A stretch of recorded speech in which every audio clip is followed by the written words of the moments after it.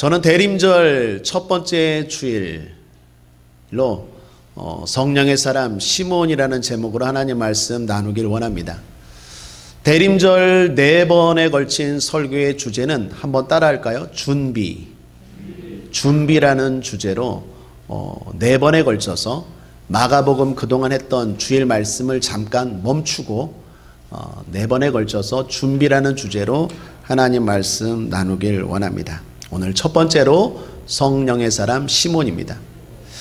인생은 기다림의 연속이죠. 모든 사람들이 어머니 뱃속에서 10여 달을 기다립니다. 그리고 세상에 나오죠. 시작부터 인간은 기다림부터 배웁니다. 그렇게 시작된 인생의 매일매일 순간순간이 기다림의 연속입니다. 출근하기 위해서 지하철을 기다리고 또 사람을 기다리고 또 어떤 사람은 좋아하는 계절이 있어요. 좋아하는 계절도 기다립니다. 이러한 기다림에는 크게 2종류로 나눌 수 있다고 생각합니다. 하나는 힘든 기다림이 있는가 하면 하나는 행복한 기다림입니다. 어떤 집사님께서 일전에 기도 부탁을 하셨습니다. 가까운 병원에 검사를 받았는데 건강검진을 받았는데 갑상선 쪽에 혹이 보인다고 의사 선생님이 조금 의심스럽다고 큰 병원으로 가보라고 권면했다는 것입니다. 큰 병원 가서 엑스레이를 찍고 검사를 받고 기다리고 계시는데 불안하다는 거예요. 그래서 저보고 기도 부탁을 하셨습니다. 그분의 기다림은 불안한 기다림이었죠. 그런데 다행히도 암이 아니라고 판정되었습니다. 어떤 우리 교회의 남자 성도님 코로나19 때문에 여러 가지로 어려운데 동선이 겹쳤대요. 확진자가 나온 그 가게를 우리 성도님이 갔던 것 같습니다. 그래서 코로나가 의심되니까 자가격리를 하라라는 이야기를 듣고 제가 또 기도했습니다. 다행히 그분은 확진자가 아니었습니다. 확진자였다면 우리 예배 못 드리겠죠. 확진자 판정이 안 나와서 다행히 건강함으로 신앙생활 지금도 예배 잘 드리고 계십니다. 그분의 기다림도 불안한 기다림이겠죠. 과거 인천 숭이동에 있는 해오른 병원에서 한 4년간 원목을 병행한 적이 있습니다. 목회하면서 그곳 환자들을 돌보고 신방하고 주일날에는 오후에 가서 예배 인도도 했습니다. 많은 환자들이 회복을 기다립니다. 건강해지기를 위해서 기도하고 기다립니다. 그러나 그 중에는 죽음을 기다리는 분도 계십니다. 너무나 질병이 오래되고 회복될, 치료될 가망성은 없고 그러니까 빨리 죽고 싶은 거예요. 제가 지금도 잊지 못하는 것은 11년 동안 그 병원에서 누워 계셨대요. 그분은 저에게 기도 부탁이 그겁니다. 목사님, 하나님께 말씀하셔서 빨리 저 좀 데려가 달라고 해주세요. 그분에게는 죽음이 기다림이고 사는 것 자체가 고통이고 힘든 것이었습니다. 옛날 본교회에 있을 때 교정선교회라는 것이 있었는데 제가 지도 목사로 교정선교회 분들과 함께 죄수자들 교도소 사역을 한 적이 있습니다. 서울, 경기, 인천권에 있는 교도소들은 다 가봤는데 가서 한 달에 한 번씩 예배를 인도하고 우리가 준비한 선물도 나눠주고 그리고 그분들을 격려하고 위로하는 사역이었습니다. 교도소에 있는 분들 다 출소를 기다립니다. 언제 나갈까? 그런데 그 중에는요 죽음을 기다리는 분도 계십니다. 바로 사형수 분들입니다. 그때 알았습니다. 사형수 분들은 자기가 언제 죽을지 모른답니다. 언젠간 죽을 줄 알아요. 사형 판결이 받았기 때문에. 그런데 정확한 날짜는 교도소에서 안 가르쳐 준다고 합니다. 그런데 짐작은 한대요. 사형되기 전날 음식이 아주 잘 나온대요. 그러면 이제 날 죽는구나. 내일이면 죽는구나. 그래서 그 음식을 못 먹는데요. 그런 분들의 기다림은 대단히 두렵고 불안하고 공포의 두려움일 것입니다. 이러한 힘든 기다림, 불안한 기다림이 있는가 하면 반대로 행복한 기다림도 있습니다. 예를 들면 학생들이 소풍. 옛날에 소풍 안 기다리셨습니까? 사이다하고 김밥하고 싸서 소풍 기다릴 때 행복했죠. 그 전날 잠도 못 자갖고 저는 소풍 가갖고 거의 좋은 기억만 있어요. 기다리다가 너무 행복해서. 뿐만 아니라 열심히 일하고 월급을 기다리고 휴가를 기다리고 기쁜 기다림이겠죠. 뿐만 아니라 결혼을 기다리는 분도 계십니다. 얼마나 행복한 기다림입니까? 하루하루가 기쁘고 즐거울 것입니다. 여러분, 그런 의미에서 성탄은 어떤 기다림일까요? 행복한 기다림이죠. 예수님 오셨습니다. 뿐만 아니라 우리에게 주님 다시 오십니다. 그 주님이 저와 여러분에게 행복한 기다림 되길 바랍니다. 그렇다면 준비할 것이 있어야겠죠. 주님 오심이 마라나타 예수여 오시옵소서, 그 고백이 우리의 고백 되기 위해서는 뭔가 준비가 되었을 때 정말로 행복한 기다림 되지 않겠습니까? 그러한 의미에서 성탄절날 그 아기 예수를 맞이했던 사람들이 성경에 나오는데, 그 사람들을 통해서 오늘 우리가 어떻게 준비해야 되는지 살펴보는 교훈을 얻고자 합니다. 그 첫 번째 사람으로 선택한 것이 바로 시므온입니다. 오늘 성경은 이렇게 시작합니다. 예수님이 태어나신 지 8일 만에 할례를 받았다라고 말합니다. 이것은 당시 율법의 규정입니다. 모든 남자아이들은 태어나고 8일이 되면 할례를 받습니다. 그리고 나서 그때부터 비로소 이름이 불리어집니다. 우리 진주자매가 내일 출산하나요? 내일 모레 출산합니다. 그 안에 있는 아기가 믿음이에요. 예명, 태명인가요? 믿음인데, 믿음이지만 이스라엘 백성들은, 이스라엘 사람들은 태어나고 8일이 되어서 진짜 비로소 이름을 부릅니다. 이름 지었나요? 뭐로 지었나요? 수빈이? 예빈이, 수빈이. 예수네? 수빈이라고 8일이 지난 다음부터 부르셔야 돼요. 성경적으로 말하면. 8일이 지나서 할례를 받고 나서 비로소 부모님이 이름을 지어줍니다. 그때부터 그 사람의 이름이 불려져요. 그런데 예수라는 이름은 누가 지어줬습니까? 하나님이 천사를 통해서 지어주셨어요. 미리 아들을 낳으리니 예수라 하라. 육신의 부모, 아버지 요셉, 어머니 마리아가 지어준 게 아니라 하나님이 이미 지어주셨어요. 그 이름을 할례 받고 나서 이제 비로소 부르기 시작했습니다. 사랑하는 여러분, 우리의 예수님은 하나님의 아들인 줄 믿습니다. 육신의 아버지 요셉과 육신의 어머니 마리아의 아들이기 전에 하나님이 이름을 지어주셨고, 진짜 아버지, 진짜 부모님은 하나님이시다라는 것입니다. 그 예수님이 이제 아기 예수로서 부모님과 함께 예루살렘으로 올라가고 있습니다. 부모님이 아기 예수를 데리고 예루살렘에 올라가는 이유는 두 가지 이유입니다. 첫 번째는 정결의식 때문이고, 두 번째는 초태생 규례 때문입니다. 정결의식이라는 것은 본문 22절에 보면 모세의 법대로 결례의 날이 찼을 때라는 말이 나옵니다. 결례의 날이 찼을 때라는 말이 뭔 말일까요? 40일이 되었을 때라는 의미입니다. 결례의 날이라는 것은 정결의식을 말합니다. 율법에 모든 자녀를 낳은 산모는 부정하다라고 여겨졌어요. 그래서 그 부정한 여인은요, 그 기간 동안 외출도 못하고 성전에서 예배도 못 드립니다. 그런데 그 아기가 남자아이면 40일, 여자아이면 죄송합니다 80일이에요. 여자가 더 부정한지 모르겠는데 율법에, 구약에, 신약에, 구약의 율법, 예수님은 아들입니까 딸입니까? 아들이기 때문에 여기 결례의 날이 찼을 때라는 말은 40일이, 예수님을 낳고 마리아가 40일이 되었을 때라는 말입니다. 그때 아기 예수님을 데리고 예루살렘에 올라가서 이제 깨끗함을 받는 의식을 하는데, 그게 정결의식입니다. 그 의식을 할 때요, 번제하고 속죄제를 드립니다. 번제의 의미는 하나님 이런 자녀를 주셔서 감사합니다라는 의미로 번제를 드리고, 그리고 하나님 나를 이제 깨끗게 하여 주옵소서라는 의미로 속죄제를 드립니다. 우리가 알다시피 모든 예배에는 예물이 있습니다. 그래서 보통 번제의 예물로는 어린 양 한 마리를 드리고, 그리고 속죄제의 예물로는 비둘기 한 마리를 드립니다. 그런데 오늘 성경에 보면 예수님의 부모님은 제물로 뭘 드립니까? 비둘기만 드렸어요. 어린 반구는 집비둘기고 그냥 비둘기는 산비둘기입니다.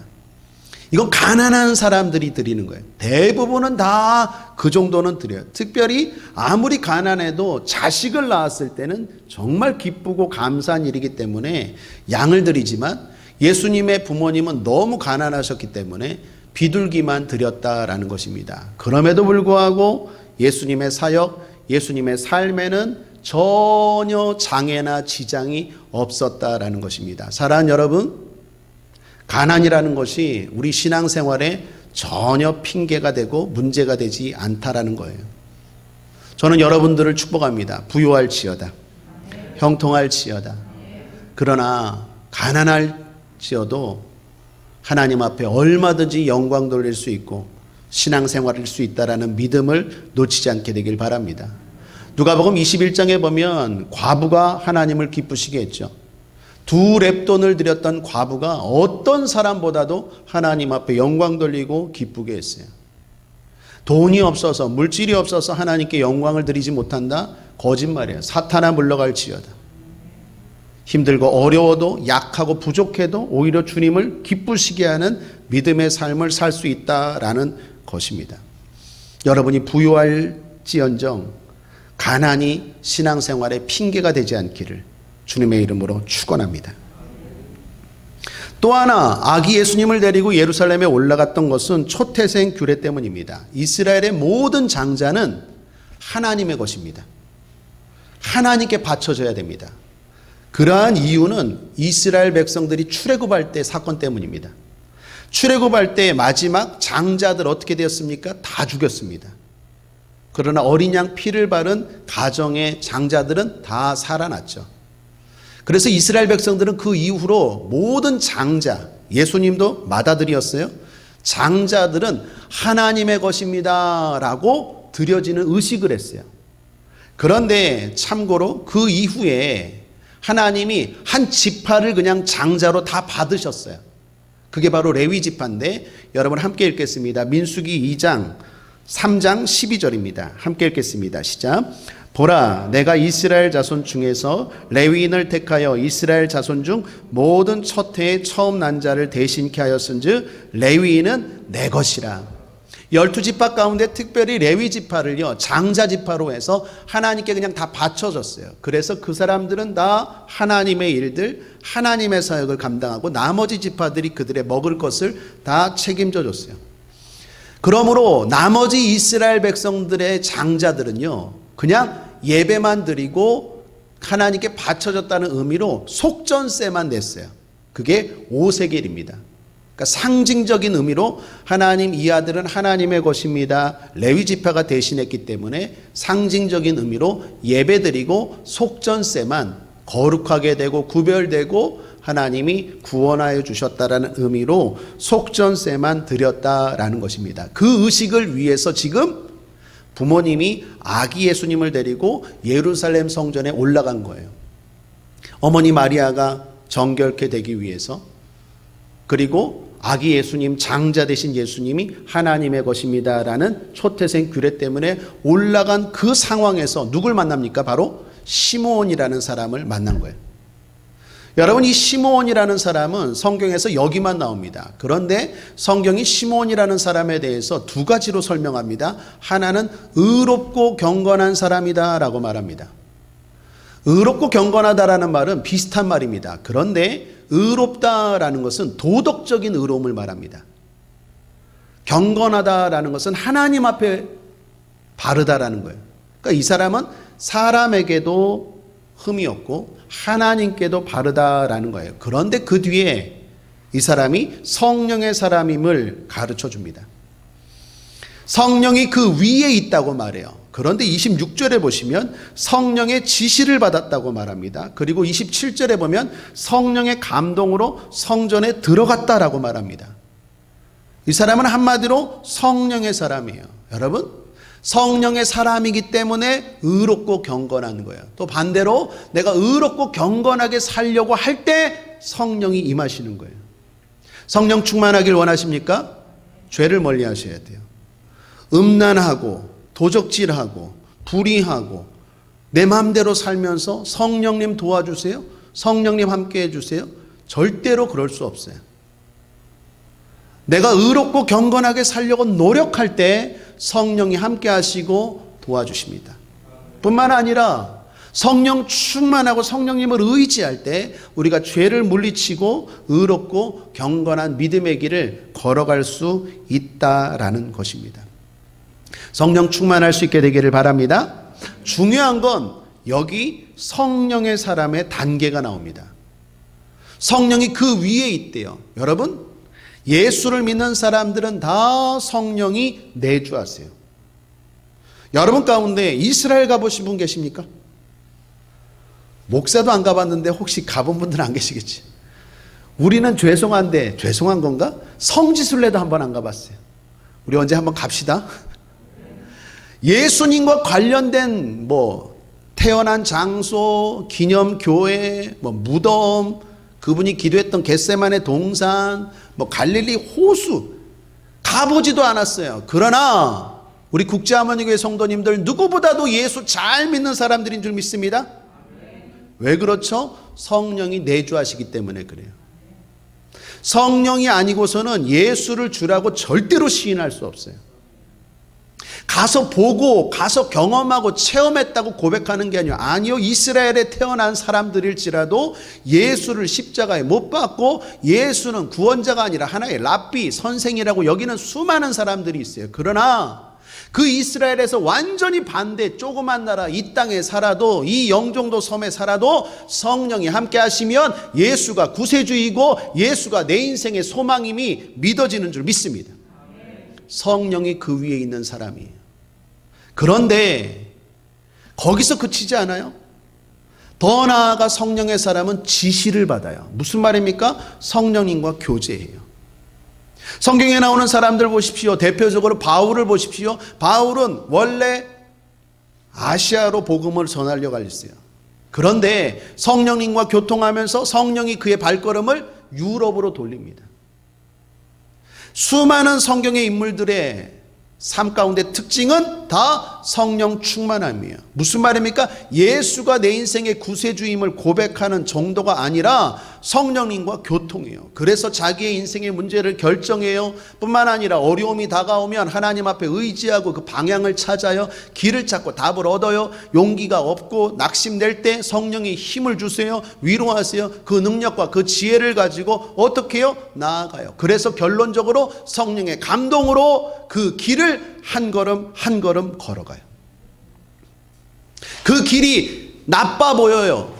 잘못돼 보여요. 예수님이 원하시는 길은 좁은 문이고 십자가의 길이에요. 그래서 그 길 자체는 안 좋아 보여요. 그러나 항상 말하는 것처럼 길은 목적지로 판단하는 거예요. 길 자체가 안 좋다고 안 좋은 게 아니라 목적지가 좋으면 길도 좋은 거예요. 길 자체가 좋은 게 아니라 길 끝이 안 좋으면 그 길은 안 좋은 거예요.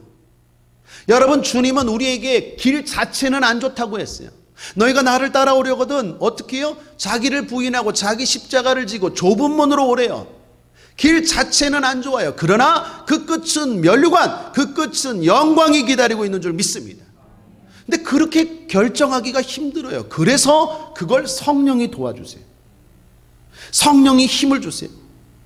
성령이 뭐라고 말합니까? 길로 보지 말고 목적지로 봐라. 그리고 성령이 어떻게 해요? 인도하세요. 그러려면 성령님의 지시를 받고 성령과 교통해야 돼요.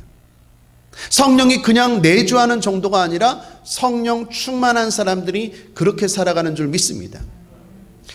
미국에 고든 맥도날드라는 목사님이 계세요.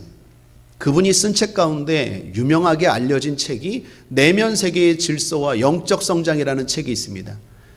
그 책에 보면 목사님이 사람들을 두 종류로 분류하는데, 재밌게 분류하는데, 한 부류는 성령이 쫓아다니는 사람, 한 부류는 성령님과 교제하는 사람. 성령이 쫓아다니는 사람은 어때요? 미숙한 사람이에요. 예수는 믿었어요. 그런데 성령 충만하지 않아요. 성령이 함께하지 않아요. 자기 마음대로 결정하고 자기 마음대로 인생을 결정하고 살아가요. 그러니까 어떻게 해요? 성령이 늘 쫓아다닌대요. 야야야야야 그거 하지 말아라 말아라 말아라 늘 쫓아다니는 사람이 있대요. 그 미숙한 사람. 성숙한 사람은 어떤 사람이에요?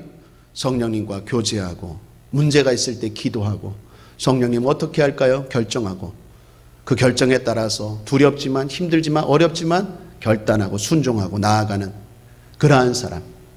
바로 오늘 본문의 시므온이 그런 사람이요. 저와 여러분이 그런 사람 되기를 주님의 이름으로 축원합니다.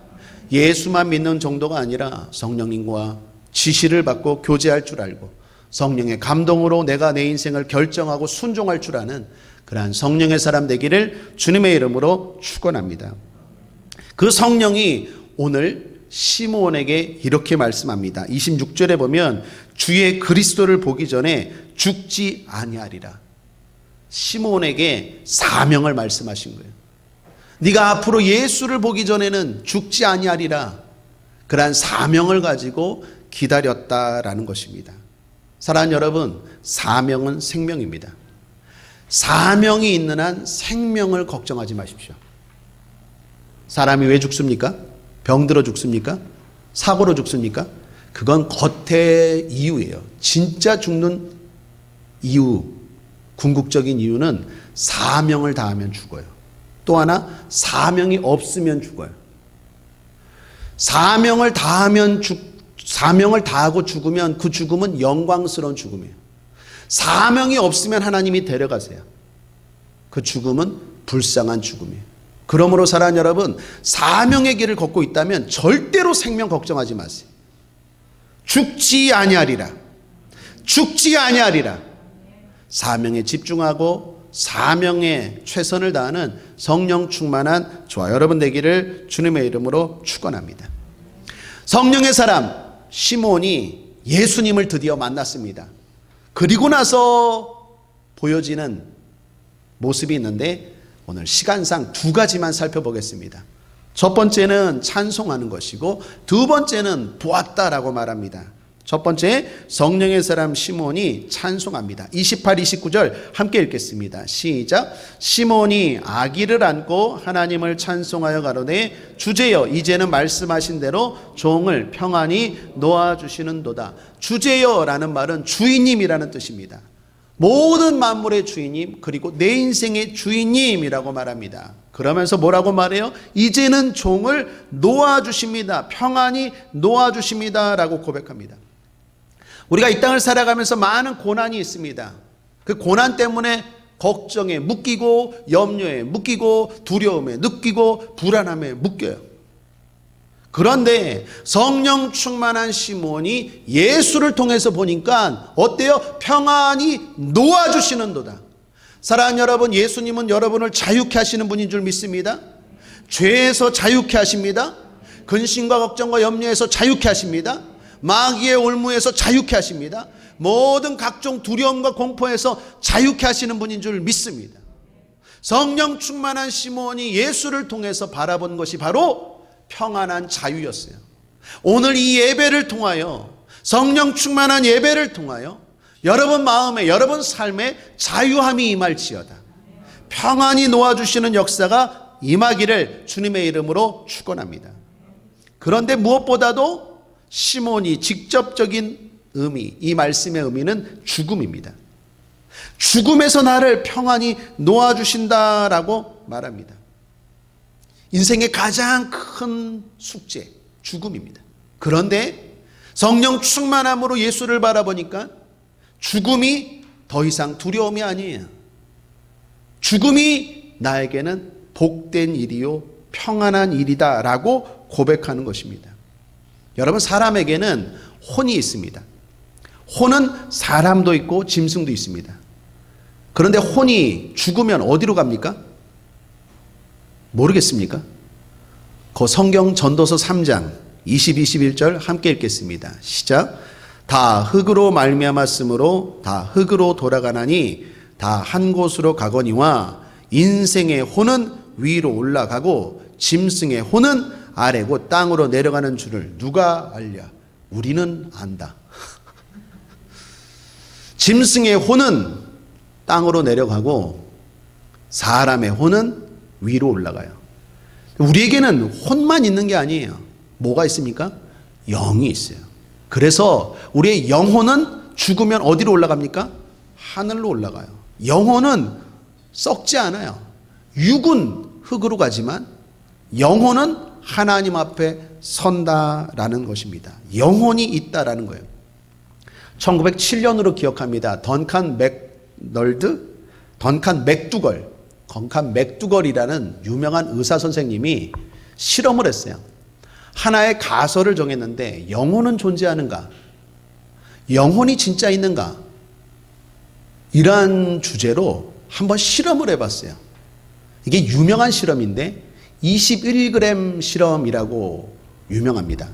이게 여러분 포털 사이트에 21g이라는 실험 쳐보면 위키 백과사전에도 수록되어 있는 유명한 역사적으로 실험입니다. 이 던칸 맥두걸이라는 의사 선생님이 실험을 했는데 죽음을 앞둔 그러한 환자 6명의 사람을 대상으로 마지막 죽을 때 무게를 측정한 거예요. 꽥 하고 죽을 때 몸무게가 어떤 차이가 있을까? 이분이 가설로 정한 건 분명히 영혼은 있다. 그리고 영혼의 무게가 있을 것이다.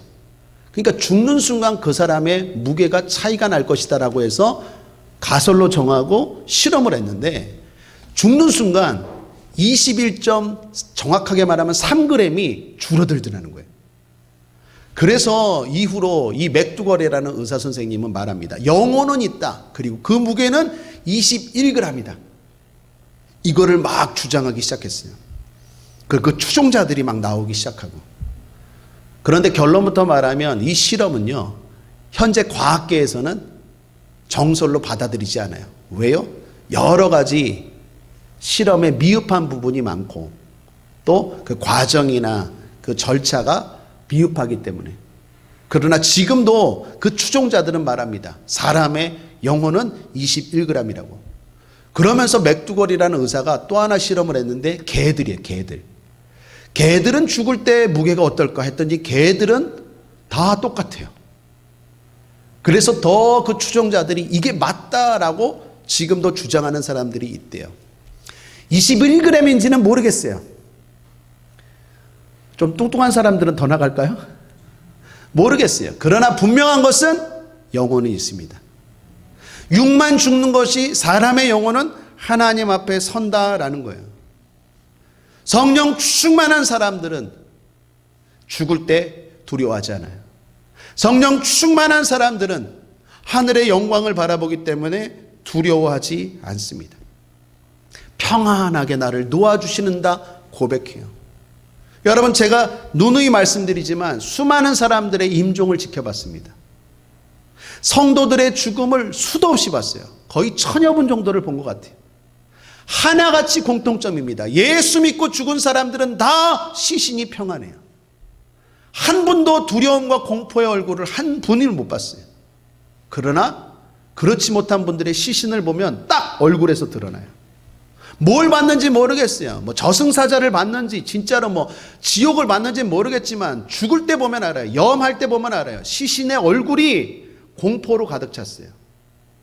아무리 염하는 분이 화장을 해도 그걸 감출 수가 없어요. 그런데 예수 잘 믿고 새벽기도 열심히 하고 하나님 앞에 예배 잘 드리고 말씀대로 순종하고 살려고 노력했던 권사님, 집사님, 장로님, 목사님, 성도님 제가 수도 없이 봤지만 다 하나같이 잠자는 것처럼 평안해요.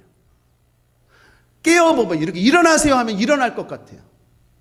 사랑하는 여러분, 천국이 있어요. 성령 충만함으로 예수를 바라보는 사람들은 죽음이 두렵지 않습니다. 성경에 그렇게 죽은 사람이 있어요. 바로 스데반 집사입니다. 돌이 날아오는 그 고통 앞에서도 스데반의 얼굴은 천사처럼 환하게 빛났대요.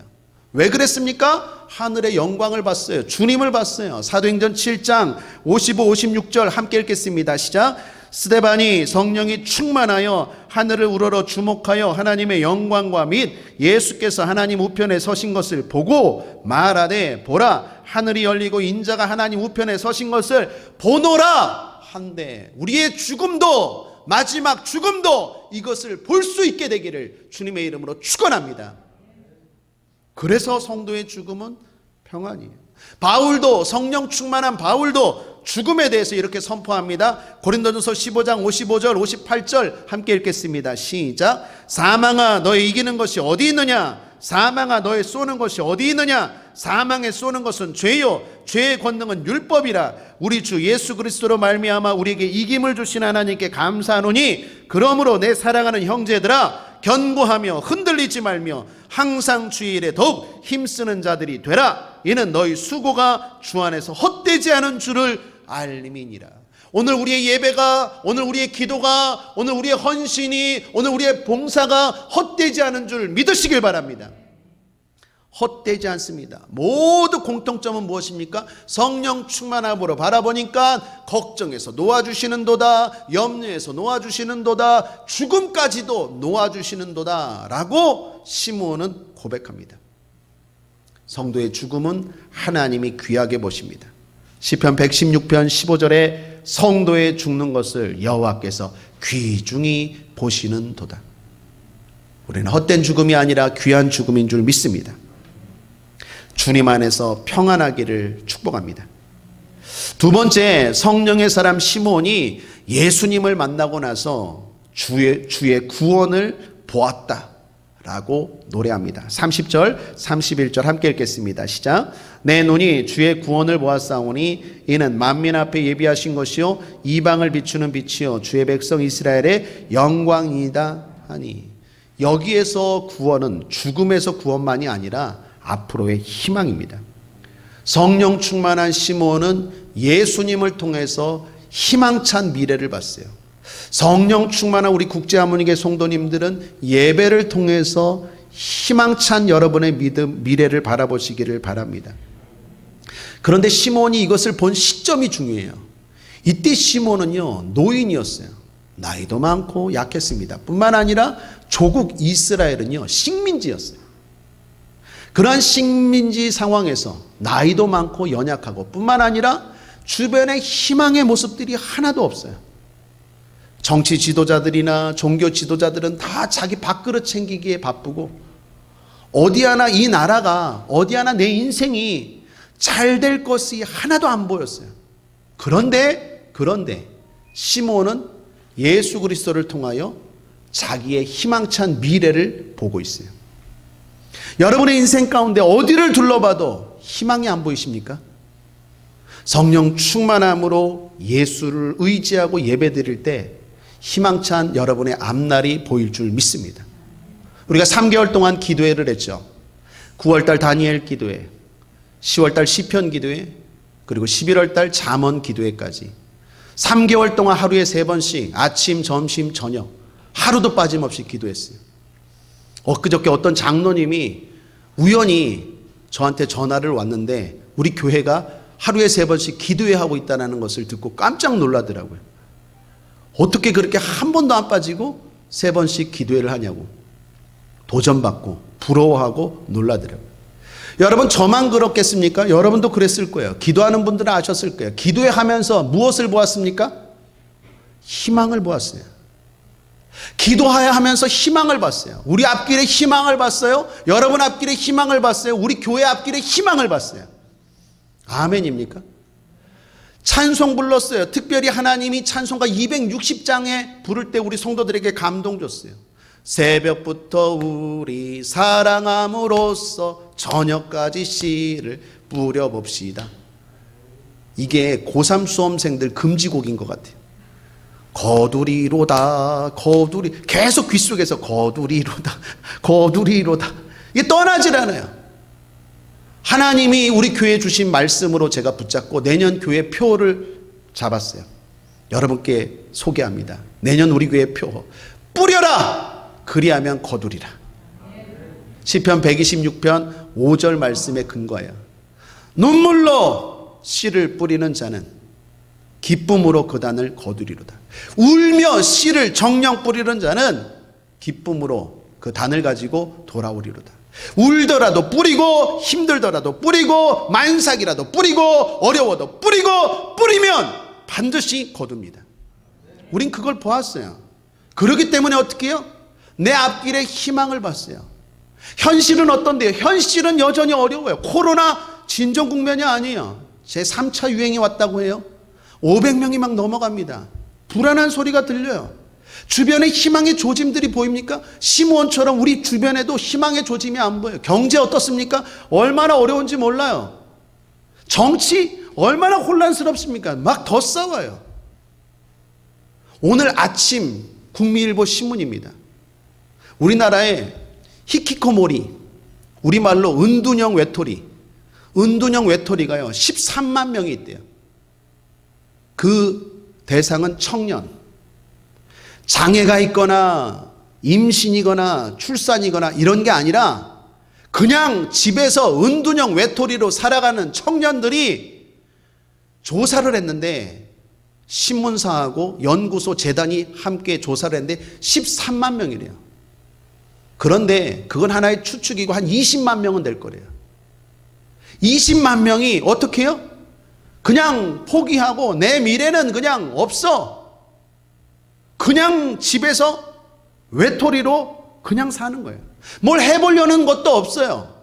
시도하는 게 아니라 그냥 집에서 콕 박혀서 있는 사람이, 코로나가 무서워서 그런 게 아니에요. 그냥 의욕상실, 뭐 배우는 것도 없고 그냥 그런 사람들, 청년들만 20만 명이래요.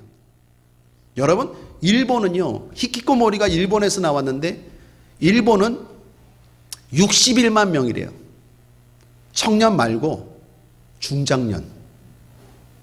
중장년만 은둔형 외톨이가 61만 명이래요. 일본은요 지금 8050 때문에 힘들대요. 무슨 말인 줄 아세요? 80세 되신 부모님과 50대 되신 자식 간의 갈등이 얼마나 심한지 몰라요. 이게 사회적인 문제로 크게 대두됐어요. 우리나라 40, 50대 은둔형 외톨이를 조사한 기록은 없어요. 청년이 20만 명인데 청년들만 있을까요? 그렇지 않아요. 사람들이요 희망을 잃어가요. 그리고 아무것도 안 해요. 그냥 폐인처럼 살아가요. 사랑하는 여러분, 예수 잘 믿으십시오. 성령 충만할지어다. 성령 충만함으로 예수 안에서 내 인생을 바라보면 어떻게 해요? 구원이 보여요. 희망이 보여요. 시몬이 말합니다. 주여, 내 눈이 주의 구원을 보았사오니 내 앞길에 희망이 보여요. 상황은 암울하지만 성령 충만함으로 예수 잘 믿고 예배 드리니까 앞길에 희망이 보이더라라는 거예요. 이건요 성령으로만 가능해요.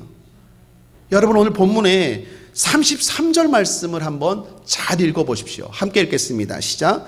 그 부모가 그 아기에 대한 말들을 기이 여기더라. 기이가 뭡니까? 이상하게 여겼다는 거예요. 시므온은 지금 아기 예수를 통하여 성령 충만함으로 내 구원을 바라보고 모든 걱정에서 자유함을 경험했다고 고백하고, 죽음도 두렵지 않고 평안하다고 고백하고, 내 미래는 이제 희망차다라고 고백하고 찬송하고 노래하는데, 정작 그 말을 들은 육신의 부모는 이상하네 라고 쳐다봤다는 거예요. 여러분, 이게 뭔 말이에요? 신앙은 혈육으로 되지 않아요. 신앙은 신분으로 되지 않아요. 목사라고 안수집사님이라고 권사님이라고 성도님이라고 다 이렇게 고백하는 게 아니라 성령 충만한 사람이 이렇게 고백해요. 성령 충만하지 아니하면 교회를 다녀도 이런 말을 하는 사람 보고 이상하네, 이거 아니야, 이렇게 얘기한다는 거예요. 그러므로 사랑하는 여러분, 목사라고 안심하면 안 돼요. 재직이라고 안심하면 안 돼요. 성령 충만한 목사, 성령 충만한 재직, 성령 충만한 성도 되길 바랍니다. 그렇다면 오늘 예수를 의지하고 드리는 이 예배 가운데 자유함이 있을 거예요. 평안이 놓아주시는도다. 자유함이 있을 거예요. 질병에서 자유할지어다. 가난에서 자유할지어다. 그 모든 마귀가 주는 것에서 자유할지어다. 놓아주시는도다. 자유함이 있어요. 뿐만 아니라 내 인생은 희망이구나. 제가 늘 이야기하는 것처럼 타락한 상상력으로 염려하는 게 아니라 건강한 상상력으로 기대하게 돼요. 앞으로 내 미래는 잘 될 거야. 성령 충만함으로 예수 안에서 앞길을 바라보면 희망을 노래하고 희망을 바라봐요. 우리 국제하모니교회 모든 성도님들 그렇게 되기를 주님의 이름으로 축원합니다. 말씀을 정리합니다. 주님 마지막 때에 대해서 10처녀 비유를 하십니다. 10명의 처녀가 있는데 5명은 슬기로운 처녀, 5명은 미련한 처녀라고 말합니다. 그 두 처녀의 차이가 뭡니까? 마태복음 25장 1절에서 4절을 제가 읽겠습니다. 그때의 천국은 마치 등을 들고 신랑을 맞으러 나간 10처녀와 같다 하리니 그 중에 5은 미련하고 5은 슬기 있는지라. 미련한 자들은 등을 가지되 기름을 가지지 아니하고 슬기 있는 자들은 그릇에 기름을 담아 등과 함께 가졌더니. 슬기로운 처녀, 마지막 천국이 임할 때 슬기로운 처녀는 등과 기름을 함께 가졌어요. 미련한 처녀는 등은 있지만 기름은 없어요. 여러분, 둘 다 등은 있어요. 둘 다 예수는 믿어요. 둘 다 교회는 다녀요. 차이는 뭐예요? 기름이에요. 성령이에요. 성령 충만한 사람은 똑같이 예수를 믿고 똑같이 교회를 다녀도 예수 안에서 이 은혜를 경험하고 그리고 마지막 때 천국의 주인공이 되는 슬기 있는 자인 줄 믿습니다. 우리 국제하모니교회 성도들이 다 그렇게 되기를 주님의 이름으로 축원합니다.